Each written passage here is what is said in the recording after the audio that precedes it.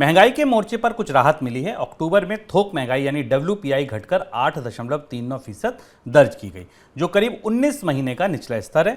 लंबे समय के बाद महंगाई का आंकड़ा सिंगल डिजिट में आया है। सितंबर के दौरान थोक महंगाई 10.7% थी।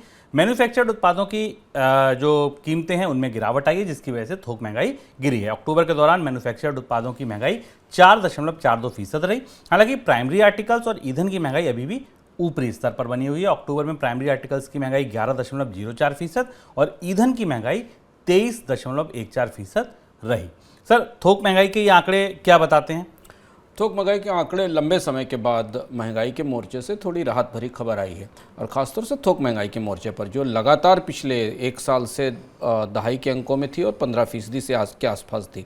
और इसलिए इस महंगाई के आंकड़े को भीतर से उतर कर देखना ज़रूरी है, क्योंकि थोक महंगाई का असर हमें बाद में खुदरा महंगाई पर दिखाई देता है, क्योंकि यहाँ से जो होलसेल प्राइसेस हैं ये कंज्यूमर प्राइसेस और उपभोक्ता उत्पादों को प्रभावित करते हैं। हम आंकड़े को भीतर से खोल कर देखें तो खाद्य महंगाई जो कि सबसे बड़ा दबाव है, और आज शाम को जब आप सुन रहे होंगे तब तक भारत में खुदरा महंगाई का आंकड़ा भी सामने आ चुका होगा, जहां खाद्य महंगाई को लेकर सबसे बड़ी चिंता है, जिसे पहले से जाहिर किया गया था। उसके बारे में खाद्य महंगाई क्या बताती है जानना ज़रूरी है। खाद्य महंगाई का जो हिस्सा है, जो फूड आर्टिकल्स का हिस्सा थोक महंगाई के भीतर है, उसमें सब्जियों की कीमत अभी भी ऊपर बनी हुई है, लेकिन फलों की कीमत में गिरावट आई है। लेकिन फल और सब्जियों के सूचकांक ने पूरा जो खाद्य सूचकांक है उसमें कमी की है, और जो फूड इन्फ्लेशन है वो पिछले महीने 11% थी, जो घटकर 8.33% पर दिख रही है इस बास्केट में। लेकिन इसके साथ एक महत्वपूर्ण बात है जो इसके अंदर दिखाई देती है। अभी भी भारत में अनाज की और सीरियल्स की महंगाई रिकॉर्ड लेवल पर बनी हुई है। थोक महंगाई के आंकड़े भी बताते हैं कि इसके भीतर सीरियल्स की इन्फ्लेशन डबल डिजिट में है, और ये लगातार तीसरा महीना है, यानी हम एक फसल चक्र से दूसरे फसल चक्र पर आ गए हैं, रबी से खरीफ के फसल चक्र पर आ गए हैं, और अनाजों की महंगाई डबल डिजिट में लगातार बनी हुई है। ये आंकड़ा महत्वपूर्ण है, जिस आंकड़े के सहारे हमें शायद आगे इसका असर खुदरा महंगाई पर भी दिखाई देगा। इसके अलावा जो नॉन फूड आर्टिकल्स हैं उनकी महंगाई में थोड़ी कमी दिख रही है, लेकिन अभी भी जो प्राइमरी आर्टिकल्स हैं उनकी महंगाई दहाई के अंकों में दिखाई दे रही। यानी प्राइमरी आर्टिकल्स वो जो कच्चा माल होते हैं, जो तैयार माल के भीतर जाते हैं, और इसलिए उनका असर शायद आने वाले समय में दिखाई देगा।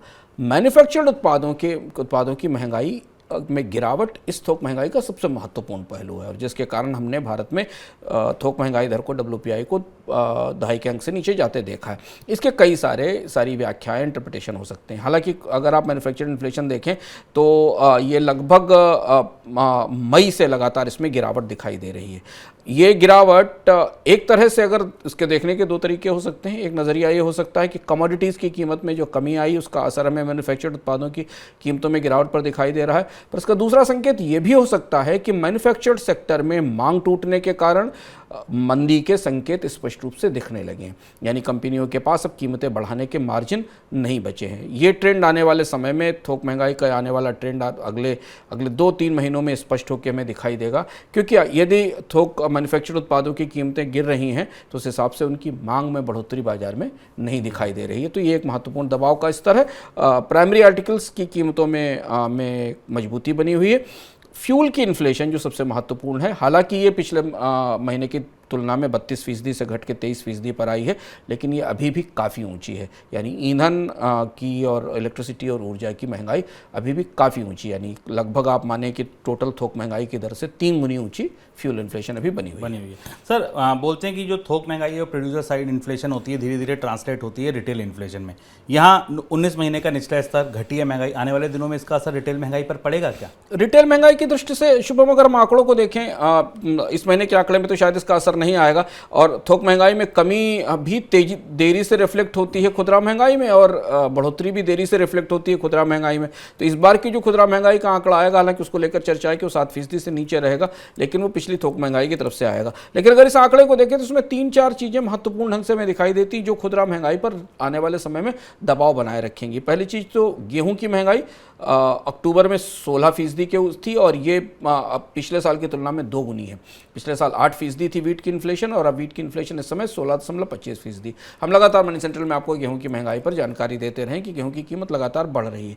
इसके अलावा जो पैडी की इन्फ्लेशन है हमको दिखाई दे रही है, वो पिछले साल नकारात्मक थी, डिफ्लेशन में थी पैडी इस समय, लेकिन इस समय 6% की महंगाई है पैडी में, धान की कीमतों में, खाद्य बास्केट के तौर पर।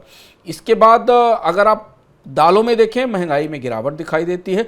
सब्जियों में आलू की कीमत महंगी है, जो हमें, सब्जी एक बड़ा सेंसिटिव बास्केट है खुदरा महंगाई को प्रभावित करने की दृष्टि से। तो अगर इसकी कीमत रिफ्लेक्ट होती है तो हो सकता है कि सब्जियों की महंगाई के कारण हमें खुदरा महंगाई में उतनी कमी ना दिखाई पड़े, क्योंकि आलू की इन्फ्लेशन अक्टूबर के आंकड़े में 44% है, 44 से 45% आलू की इन्फ्लेशन हमें दिखाई दे रही है। दूध की महंगाई काफ़ी है, अगर आप खुदरा महंगाई की दृष्टि से देखें 5% से ऊपर है, जबकि पिछले साल 1% थी। और बाकी जो हिस्से हैं वो खुदरा महंगाई में अलग से रिफ्लेक्ट होते हैं। मैन्युफैक्चर्ड इन्फ्लेशन शायद थोड़ी मदद करेगी, कोर इन्फ्लेशन में शायद खुदरा महंगाई में थोड़ी कमी दिखाई देगी। लेकिन अभी जो डाइवर्जेंस हमें दिख रहा है वो डाइवर्जेंस धीमे धीमे कम होता दिखाई दे रहा है। अगले 2-3 महीनों के भीतर ये रुख और स्पष्ट हो जाएगा।